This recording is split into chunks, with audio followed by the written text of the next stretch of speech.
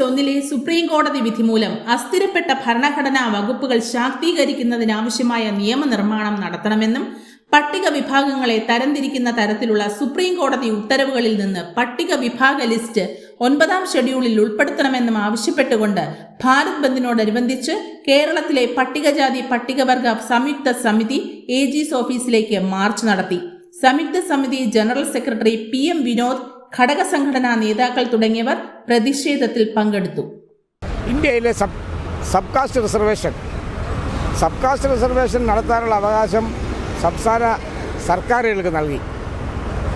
പട്ടികജാതി വിഭാഗങ്ങൾ നിർണ്ണയിക്കുന്നതൊന്നും സംസ്ഥാന സർക്കാരുകളല്ല.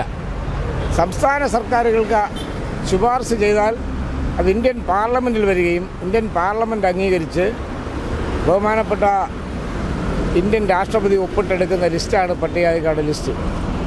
അപ്പോൾ അങ്ങനെ ഒരു സബ് കാസ്റ്റ് റിസർവേഷൻ കൊടുക്കാൻ തീരുമാനിച്ചാൽ അത് വോട്ട് ബാങ്ക് രാഷ്ട്രീയം സൃഷ്ടിക്കുന്നതിന് വേണ്ടി സബ് കാസ്റ്റുകളെ കണ്ടെത്തി അവർക്ക് സംവരണം പ്രഖ്യാപിക്കപ്പെടുന്ന ഒരു സ്ഥിതി ഇന്ത്യയിലുണ്ടാകും. ഓരോ പ്രദേശങ്ങളിലും ഇപ്പോൾ സംവരണത്തിന് അർഹതയില്ലാത്ത ആളുകൾക്ക് പോലും സംവരണം കൊടുക്കാൻ തീരുമാനിക്കാറുണ്ട്. അതൊക്കെ വോട്ട് രാഷ്ട്രീയത്തിൻ്റെ അടിസ്ഥാനത്തിലാണ്. ഇപ്പോൾ രണ്ടാമതായി ആ സുപ്രീം കോടതി വിധിയിൽ പറയുന്നത് ക്രീമി ലെയർ ഏർപ്പെടുത്തണമെന്നാണ്. ക്രീമി ലെയർ ഏർപ്പെടുത്തണമെങ്കിൽ ഇന്ത്യയിലെ പട്ടികജാതിക്കാരൻ്റെ പൊതുസ്ഥിതി ഒരു ഡേറ്റ വഴി കളക്ട് ചെയ്യണം. ഇപ്പോൾ അങ്ങനെ ഒരു ഡേറ്റ ഇല്ല. ഇപ്പോൾ ഉള്ള ഡേറ്റകളിൽ പറയുന്നത് ഇന്ത്യയുടെ സമ്പദ് വ്യവസ്ഥയുടെ 5% താഴെയാണ് പട്ടികജാതിക്കാരൻ്റെ കൈവശമുള്ളത്. ബാക്കി 95% ഇന്ത്യയിലെ വരേണ്യവർഗമാണ് കൈകാര്യം ചെയ്തുകൊണ്ടിരിക്കുന്നത്.